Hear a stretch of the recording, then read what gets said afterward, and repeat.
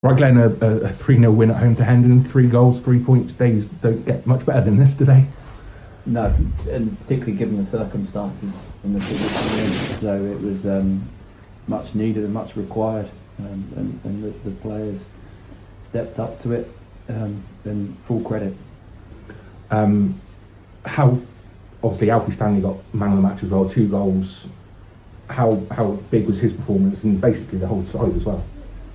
Yeah, you almost you say it's well deserved, and it is well deserved. But football's a team game, isn't it? As we all know, and the performance from the boys and how connected they were from each unit, that was the most pleasing thing for me today. But don't get me wrong, Alfie deserves every goal he receives because of his attitude and his character, and we played him in different positions at times to try and get the best out of him.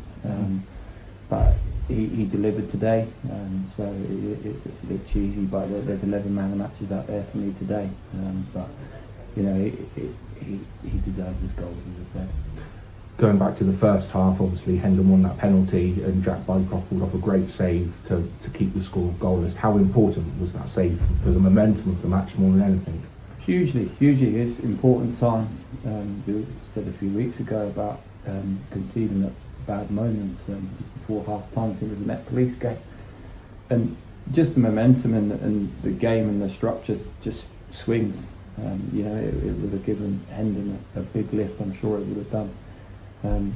I think Jack received the Player of the Month award prior to the game, and again, well deserved. He's just getting bigger and bigger in stature.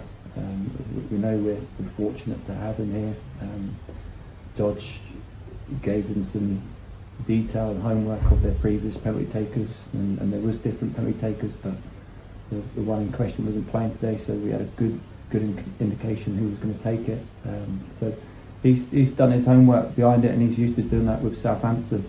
But his technique and how big he made himself with his arms and his legs and spread, and his timing, and he's, you know, he keeps naturally in my ear about clean sheets, so it's nice for him to receive 2 clean sheets in the team, 2 on the game. So yeah, it was a massive moment. There's no getting away from that.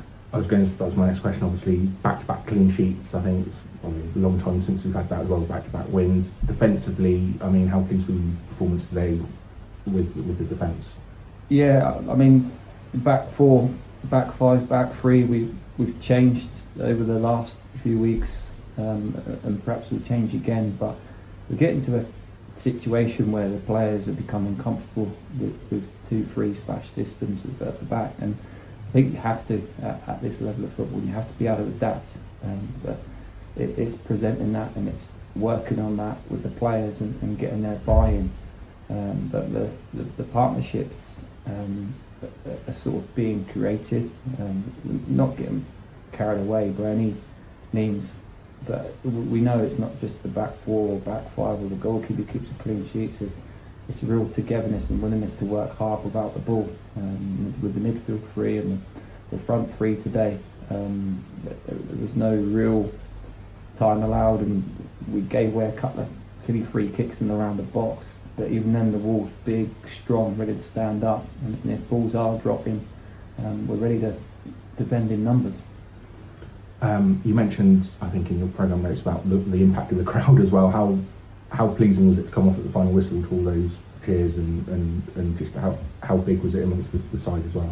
Yeah, I mean, we felt a little bit sorry for ourselves at half-time, not coming in into a stronger position. So the messages are sort of just reinforced, and we're breaking the opposition down, and I think we had 6 chances. Keeper's made 4 really good saves, so we've made the keeper work, and we were happy with the shot detail of the players in them positions. So we had to sort of believe in what we were doing, and not lose sight of it, which I think sometimes we have done previously. But the supporters and the crowd really played their part in driving and pushing us on, and they're extremely vocal today, and I know it helps if you're in a good position, but when we're 0-0, they were still pushing and driving on them. And the Wimborne game, you know, a local derby, and it was magic behind the goal. And then coming off to that sort of applause, and appreciation has to be locked on to the players and have these moments, because you only receive that when it's warranted, and it hasn't been warranted more than enough times this season. So we have to get the job done. We have to finish this season, and we have to finish it well. And we're under no illusions that we know there's work to be done. We'll be in Tuesday, working hard Thursday, and then ready for Saturday. We still need more points, and then we can really hopefully build in the summer, and then give the supporters some more moments to cheer about. Finally, obviously, a big double header next weekend, Easter weekend, away to Salisbury before we're back here on Easter Monday to Yate.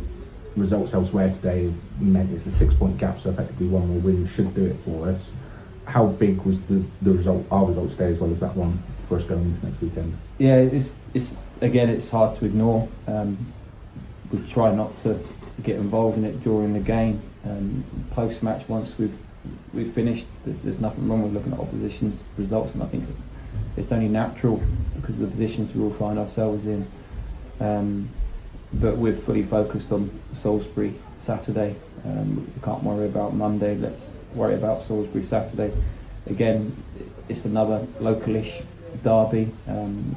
Steve and his team will know an awful lot about us, and we'll do our homework on them. And it's an extremely important fixture, perhaps a bit more important to us, but every game has to mean the world to us now, and we definitely can't get carried away. We need to be at our full strength going into the Salisbury game. That's brilliant. Thanks for your time.